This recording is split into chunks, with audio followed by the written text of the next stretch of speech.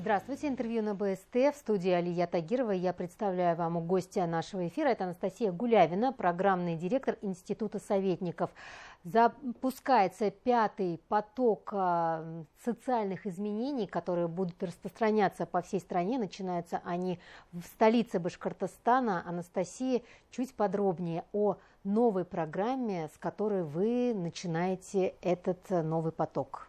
Алия, добрый день. В этом году мы решили сделать фокус на изменения в психоневрологических интернатах и в детских домах-интернатах, потому что есть и очень большой запрос от выпускников, от руководителей учреждений, которые учились в прошлых потоках Института советников, и курс Минтруда тоже на изменения, и большая потребность у команд учиться. Поэтому вот такой у нас фокус в этом году.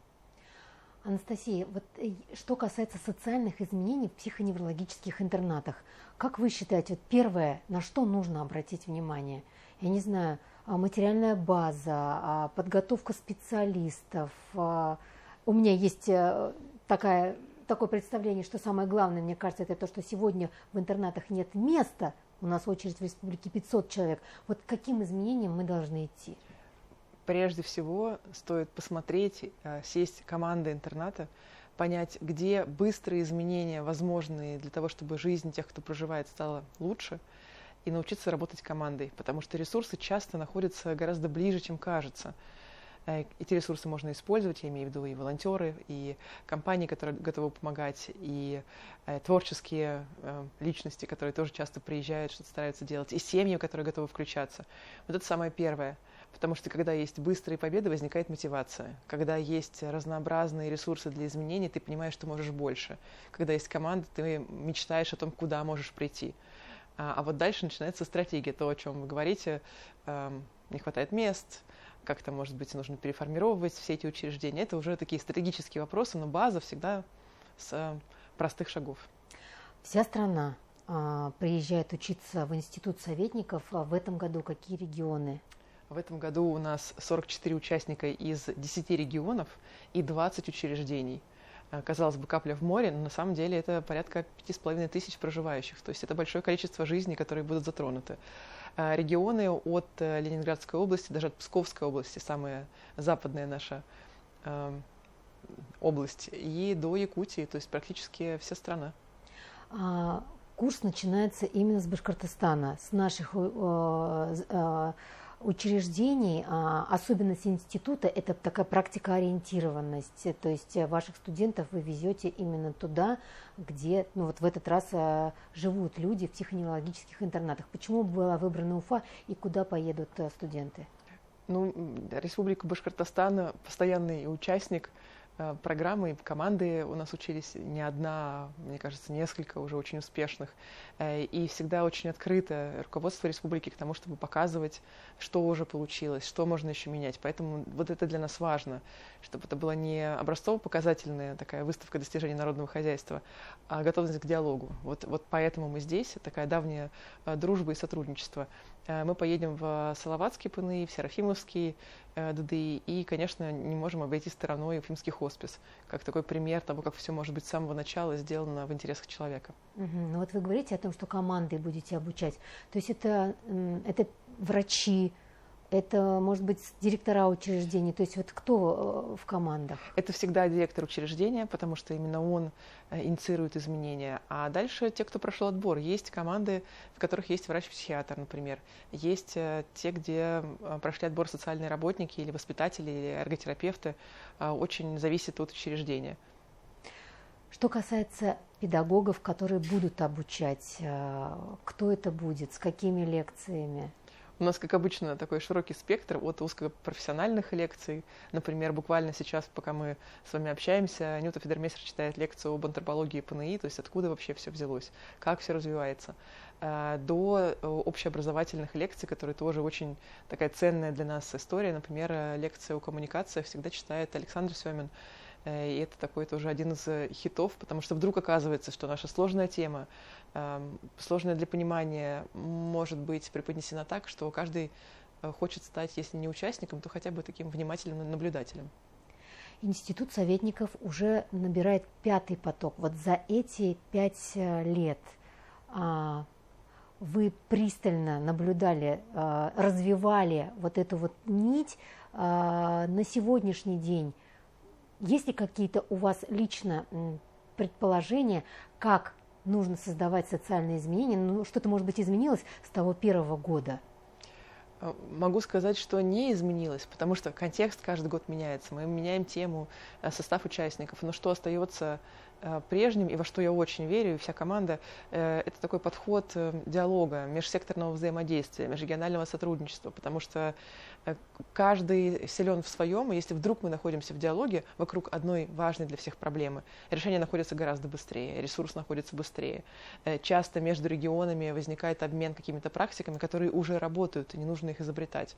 Вот это ядро программы, которое остается: диалог, сотрудничество и связи между разными регионами страны. Есть такое понятие, как чек-лист, допустим, который, мне кажется, те, кто проходил школу, институт советников, они знают, то есть как наблюдать, как наблюдать так, чтобы потом правильно изменить. В этот раз это будет тоже такой момент погружения в систему, чтобы понять, как дальше работать. Это тоже необходимый элемент. Мы в каждом регионе, конечно, минимум 2 учреждения посещаем, смотрим, именно для того, чтобы в разных контекстах, глядя на примерно похожий список того, что такое нормальная жизнь для человека, анализировать, как это реализовано, где чего не хватает. Вот это важная для нас история, чтобы был понятный инструмент, который ты, даже если устал, даже если чем-то впечатлен, даже если эмоции захватили, можешь использовать как призму, через которую смотришь, где бы ты ни находился, в любом учреждении, что здесь сделано для человека, что может быть иначе, где какие-то пробелы, где сильные стороны. Поэтому, конечно, без этого опыта никто не уходит из института советников. Анастасия, вот история ПНИ, она очень страшная для большинства. То есть послевоенное время, то есть это решетки, это грязь, это душевые, где людей просто вот на полу шлангом обливали. Я думаю, что, готовя программу вашу, вы много уже что изучили. Как сегодня по стране? Вот есть вот это страшное, или все-таки мы уже как-то вот о человеке стали думать лучше? Есть разное. Страна большая, потребность в помощи людям большая. Поэтому наша привилегия в том, что мы отбираем на программу тех, кто хочет меняться. Вне зависимости от того, это большой интернат в мегаполисе или это маленький сельский интернат.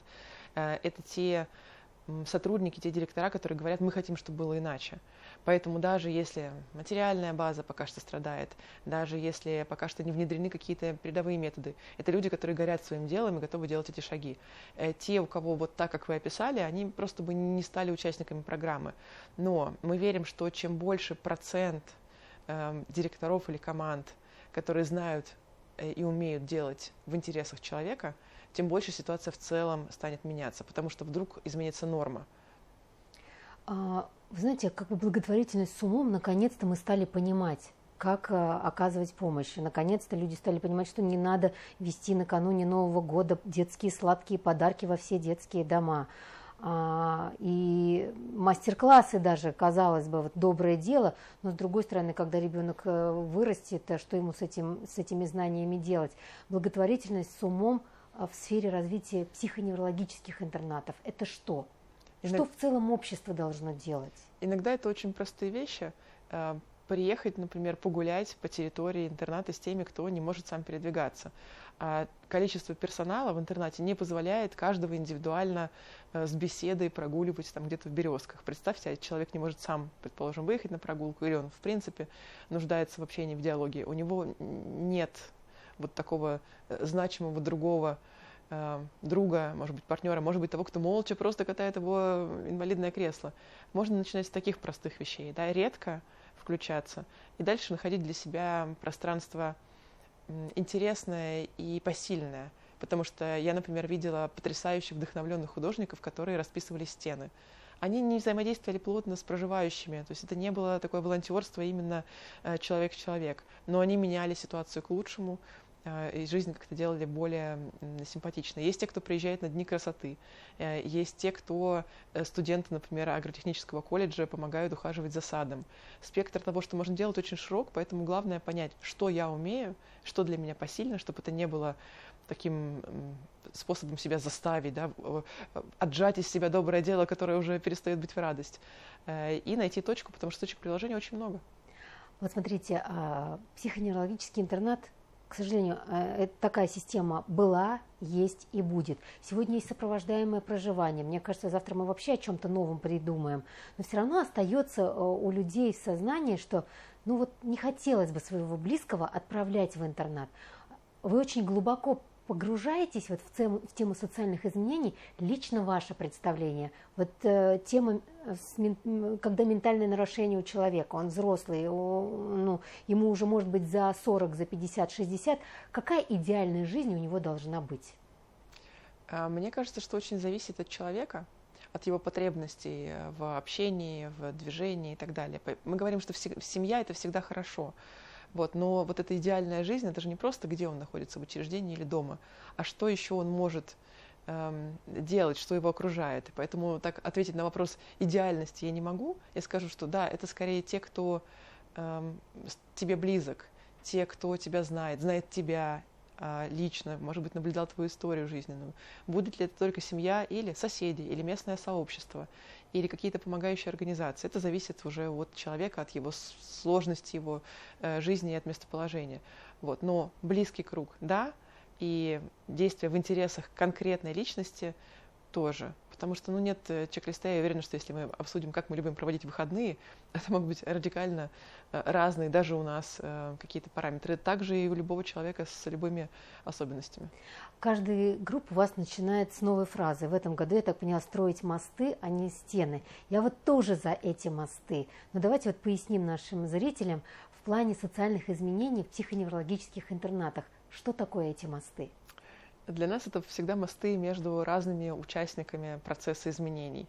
То есть можно сказать, некоммерческая организация, благотворительный фонд, бюджетное учреждение, мы знаем, как надо.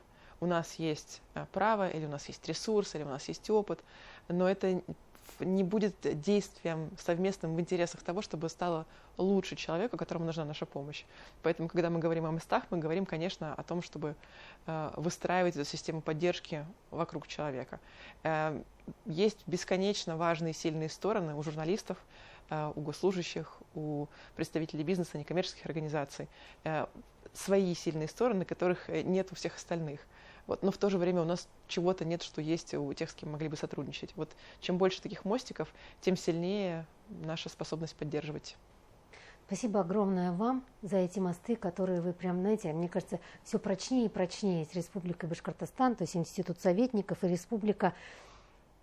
И очень верим в то, что мы будем дальше идти также вместе, потому что, мне кажется, нет сомнений, что только в единстве вся сила, поэтому благодарю вас за то, что мы с вами, и мы тоже открыты всегда.